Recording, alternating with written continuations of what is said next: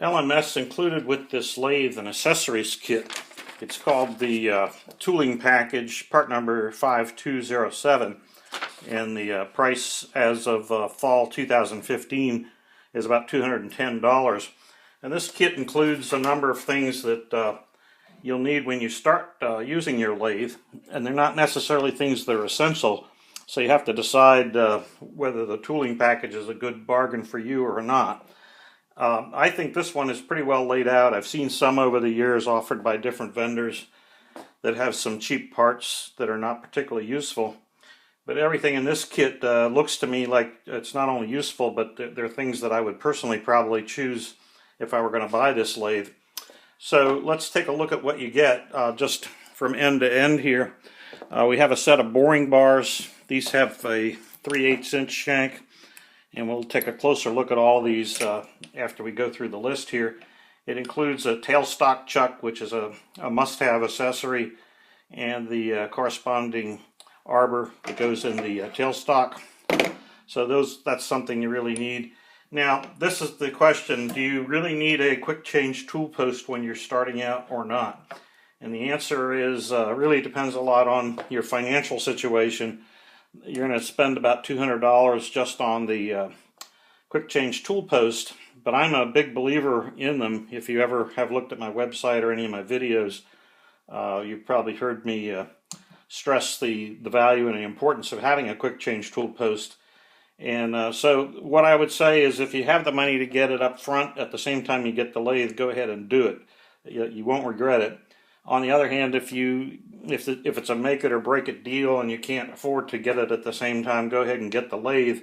You can get by without it for a while, but as soon as you save up the money to get it, then go ahead and get it, because it's a huge time saver, and it will make every job you do on the lathe easier and more precise. And we'll talk about the reasons why elsewhere. But also included is this set of 5 insert type cutting tools. These use carbide or cemented carbide cutting tools that screw onto the end of these tool holders, and they then mount in the tool holder here with the cemented carbide tip extending out from the end. So you can also use these in the standard tool holder that comes with the lathe, or you can use them, as I've done here, in the quick change tool holders. Now, they're a good choice. So we'll talk about choices of tool holders, and I have a whole other video that talks about different types of cutting tools you can use and the pros and cons of the different types. And included with this little set, there's some little screwdrivers here that remove the inserts, and there's a couple of spare screws. In case you lose them, you've got a few spares here. So these are all good things. Oh, and last but not least, we have a set of 4 center drills in the 4 sizes, 1, 2, 3, and 4. And again, these are essentially must-have items, so you're going to get them anyway. So if you can save some money by buying them all in this set, that's great. So I think everything here is good stuff to have.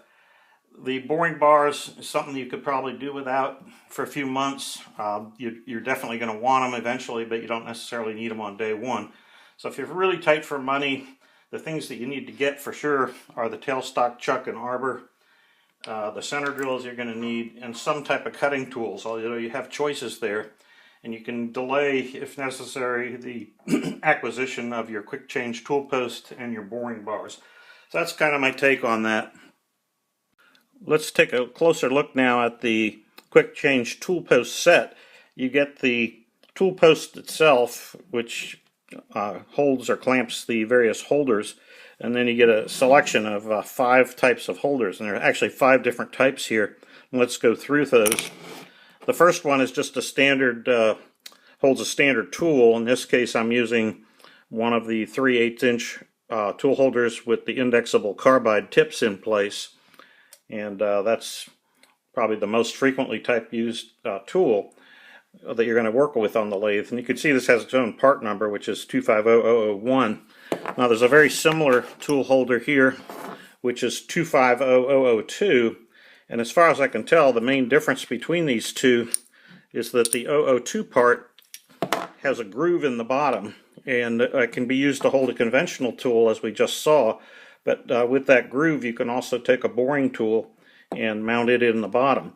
So what I'm thinking is, if you can buy these sort of a la carte instead of buying the set, and I think if I was going to be careful about this, I know I would want several of these tool holders, ultimately as many as 6 or 8 of the 001 or the 002. Either one is fine, actually. The 002 will do everything the 001 will do, but not vice versa, because the 001 is lacking the groove that holds the boring bar. But on the other hand, you're not going to be holding lots of boring bars probably. But one way to look at it would be get maybe 4 of the 001s and maybe 2 of the 002s, and then you've got a lot of flexibility. Now let's look at the boring tool holder. This is a whole nother beast here. This is the 250-004, and you can see it's designed to hold a boring tool. And it has a sleeve, and in this case I've got the sleeve in place, and I'm holding a 3/8 inch shank boring tool. But with that sleeve removed, I can use a 1/2 inch diameter shank boring tool. So it gives you some flexibility there. But you could get away, at least in the early stages of your work with the lathe, you could get away without this at all, because as I just pointed out, you can also hold the boring tool in this 002 type holder. So if you're thinking about how to get the most bang for the buck, you might want to buy your tool holder separately and buy the specific tool holders that you want. Or I'm sorry, instead of buying the kit that includes the whole set, you could buy them a la carte and get just the ones you want. In that case, you could defer or postpone the purchasing of the boring tool holder and just get the 002 type. Now this one is the 250-007T, which holds a cutoff tool, and that's actually a pretty nice thing to have. If you try to grind your own cutoff tools, they're very, very difficult to grind, especially for a small profile like you would use on this lathe. And this tool holder has the advantage that you can use these pre-made cutoff tools, which work a lot better, in my opinion at least, than the ones that I try to grind by hand. And if they happen to snap off, you can just grind down the tip and extend it out, and you're good to go again. Unlike on a one that you ground from a blank, if you break it off, you got at least a half-hour work ahead of you to get it back in shape again. So definitely I would consider having one of these. And I tend not to use cutoff tools a lot because I have the bandsaw right over here, and usually when I need to cut off my work, I just take it out of the chuck and take it over to the bandsaw. But if I didn't have that, I would definitely want this tool. And then this, the last tool in the set is this 250-010, and this is a knurling tool. And if you're not familiar with knurling, it puts a kind of a patterned gripping surface onto your workpiece by using these little hardened wheels here. And it appears, I'm not sure about this other slot on the side here, but I think this is so you can hold a different type of knurling tool in here if you want. I'm not exactly sure how that's used, but I suspect that's what it's for. Now, as far as knurling goes, not something you're probably going to do right at the beginning of your work on the lathe unless you already know of some projects that you want knurling. But I would list that as a technique that could wait for a while in most cases, or for most users. And my own preference is for a different type of knurling tool. The problem with this particular type of knurling tool, or knurling, what they call a bump knurling tool, is it presses up against the workpiece, and it puts quite a lot of force on the side of the workpiece and also on the bearings in the spindle, and also on the lead screw in the cross slide. There's another type of knurling tool that actually clamps down on the work, and I prefer that because it doesn't put all the load on the lathe that this bump type does. So my own preference is to use a clamp style knurling tool, and so if I was going to buy these one tool at a time, this is one I might consider skipping. So those are my thoughts on that. Of course, everybody's got their own opinions and needs, and does their work in different ways. So what works for me may or may not be what you need. So just, but spend some time thinking about that. You want to spend your money wisely so you can get the best bang for the buck. An interesting thing about this set is this is actually a scaled down version of a common type of tool holder used on full-size lathes, and it was first developed by an American company called Aloris, A-L-O-R-I-S, and Aloris tool holders are kind of the gold standard for industrial work on conventional lathes. and have been for many, many years. But of course, like all things now, the patents have expired, and there are many copies of them out there. And some of them are good and some of them aren't so good. This little set actually, in my opinion, is really well made. It's hardened steel, and looks just very good quality overall from everything I've seen. I haven't spent a lot of time using them yet, but my initial impression of them is that they're quite good. Now there are some other choices, and let me show you one. Here's another similar set. This one is also sold by LittleMachineShop.com, and its brand name is A2Z CNC. And these are made in USA. If that's important to you, you might want to buy them for that reason. One of the main differences, however, between this set and the other one is that the other set is made from hardened steel, whereas this set is made from anodized aluminum. So these are a little bit lighter weight, and they're not as hard, so if you drop them or bang them up, they will get dinged a little bit easier than the others, but that's not usually a big factor on this type of a thing. But they are really nicely made, and they work well, and there's not really a huge benefit to having the steel. The steel, of course, has more mass, and for that reason alone probably helps to reduce vibration a little bit on certain types of cuts. But these are also very, very nicely made, and you might want to consider them. I think they're a little less expensive than the other type that we looked at. So just keep in mind that there are some choices out there. And you can see the cutoff tool holder here has a little bit different design to it, but basically does the same job. And the other tool holders are pretty similar. Now the locking mechanism is almost the same. One difference I did notice is that on this other style here, there is a washer, kind of it's called a Bellevue washer, I believe. Or actually, it's not a Bellevue washer, but it's just a crimped washer that's like it's warped, but it provides friction between the lock nut and the height nut.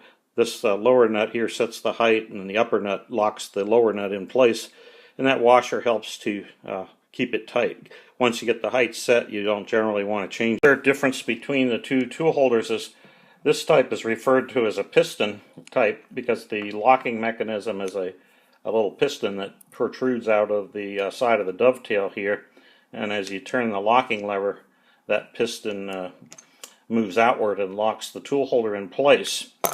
This other one, in comparison, is a so-called wedge type, and there's a steel wedge that moves up and down vertically, and it's the wedge that provides the locking action. So they both work well. I guess I could make an argument maybe that the wedge has a little bit greater holding power, but I think either one will work fine. I doubt that you would notice the difference in real life. So take a look, see what you think, and make your choice, but either one of them is a great choice and will do a good job for you. To use the quick change tool holder, I've removed the stock screw that's screwed down into the compound and replaced it with this bolt that comes with the quick change tool holder, and then I can drop this in place. Now you'll notice there are two different holding positions here, and typically you use this one. You want to turn it with the number facing out towards you here, and then you'll use this side of the holder for conventional cutting by putting your tool holder in place over here. And this rear side is usually used for boring. So if you have a boring tool in place, it's mounted parallel with the ways, and you use that back side there. But let me go ahead and we'll put this locking nut down in place, and this uses a 14mm wrench to lock it. And then you can work this handle to loosen the locking taper here, so you can lift the tool off or put it on and then lock it down in place, and it attaches very, very rigidly to the top of the compound. So then you're ready to go, and of course, depending on the type of cut you're making, you usually want a little bit of an angle here. In other words, I want this tool tilted, not perpendicular to the ways, but tilted inward a little bit towards the chuck. At least that's the way I work for a lot of my cutting. So that's how that's done. Now this wrench is used so frequently that you may want to make some more permanent type of arrangement here. And I've actually seen where guys have welded a wrench on top. but I don't like that idea too well, just because then you have the wrench sticking out, which could be a little bit awkward and potentially be a safety hazard in some situations. But let me go over to my other lathe, which has a similar but larger tool holder, and I'll show you what I did there. This lathe here is a SIG model SC8, and it's essentially an 11 by 30 size lathe, and I use this for a lot of my work in the shop. Anything that's too big for the mini lathe, of course, gets done on here. But I have a very similar type of tool holder on this lathe, and in fact it's made by the same manufacturer as that smaller one we were just looking at, and it's also sold by LittleMachineShop.com. And these come in various sizes, and I don't recall exactly what the size designations are, but Aloris many years ago started a sizing convention that's still used, and they're typically things like A1, A2, and A3, and so forth. So I don't recall exactly which size this is, but it's significantly bigger than the other one. Let me just get a tool holder from the little one here, just for comparison. You can see this is the one from the mini lathe. And if I rotate this around, you can see its larger brother there. So there's quite a big difference in size, but the function is essentially the same. Yeah, it's actually AXA1 is the size on this, and I think the Aloris convention is AXA1, AXA2, and so forth. And of course, the larger the number, the bigger the size. But I use this all the time on this big lathe, and over here I have a whole armory of tools all ready to go in their holders. And that's the big advantage of a tool holder like this, is you can have all your tools that you frequently use set up with their own holders, and of course the height is already set and ready to go, and in some cases the positioning of the tool is even adjusted a certain way, so you can just reach over and grab the tool you need and drop it in place. It's a very quick action, and the tool height of course is already preset. But what I wanted to show you also is I don't like having to use the wrench, so I made this custom. It's like a big nut really, but it spins off, and I can clamp it down, and I can slide the handle back and forth to get it out of the way. If it's in the way, I can push it all the way to the back, and I can push it all the way to the front and get a lot of leverage on it, or I can leave it somewhere in the middle and use kind of a two-handed grip to tighten it. So I might even make one of those for the little tool holder. It'd be kind of a fun project, and then I'll have it if I want to use it. But I just wanted to illustrate that you aren't confined to using the wrench. You can make your own solution, and you might have an idea like this, or a better idea, that you want to put into action. Well, I decided to use the A2Z brand tool holder for my demos, and the reason I made that choice is that I have quite a few conventional tool holders. It looks like about 6 here for the A2Z tool post, whereas I only have 2 conventional tool holders for the Tormac that we were looking at earlier. So if you're really gearing up to use this, you really need at least 4, in my opinion, and preferably 6 standard tool holders, and that gives you the ability to have the tools that you frequently use already set up in their own dedicated holder, and you can just pop them into place. So just be prepared for that. It's a little bit of a sticker shock when you first get your tool holder, but of course once you get it, you're going to be using it for years and years, and if you ever decide to sell the lathe, you'll get your money back on it there too. So having the extra tool holders will make your work quicker and easier, and it's good to have as many as you can get. The A2Z tool holder uses a hex wrench rather than an open end wrench to lock it down to the compound, and I have an 8mm in here right now, but it actually I think is a 5/16, but a 5/16 and 8mm are very, very close in size, so either one will work fine. And for this application, I think the L-shaped wrench is a little more convenient than the T-handle wrench. So I can pretty much leave that in there safely most of the time, or I can remove it if it happens to be in the way. Now when I'm ready to go to work, I can lock the tool post down to the compound, and then you can just select whatever tool you want already in its tool holder, and hopefully the height's already adjusted. You just drop it in place, then use this little cam lock handle here to tighten that down, and it's ready to go. And you can loosen this and fine-tune the angle if you need to do that, and then just tighten it down. So let's go ahead and do a test cut and see how that looks. Okay, I've chucked up a piece of 7/8 inch diameter 6061 aluminum round stock, and I'm going to go ahead and do a facing cut. This is just a scrap from the scrap drawer, so I thought it would be a good piece to work on, and I'll show the process of facing with this tool. This is just one of the high-speed steel tool bits from the kit sold by LittleMachineShop.com as one of your choices for tools. Let's go ahead and see what we get there.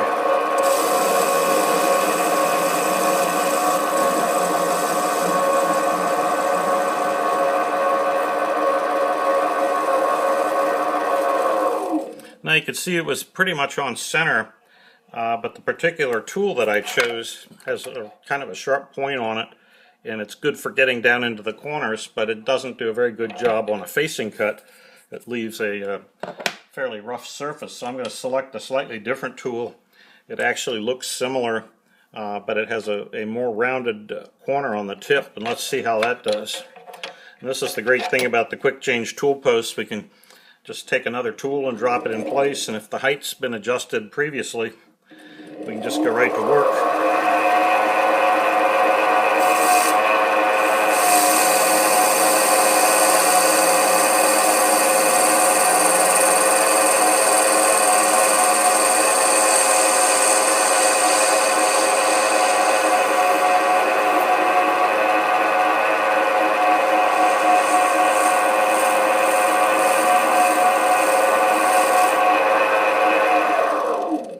Alright, in this case, we were right on, and I think we got a pretty nice smooth face on there.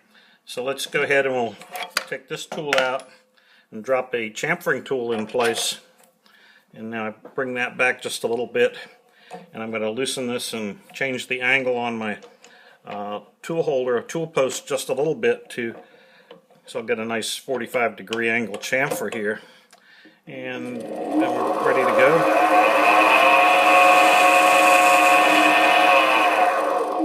Alright, so you can see with the quick change tool holder, I can change tools quickly. That's the whole point.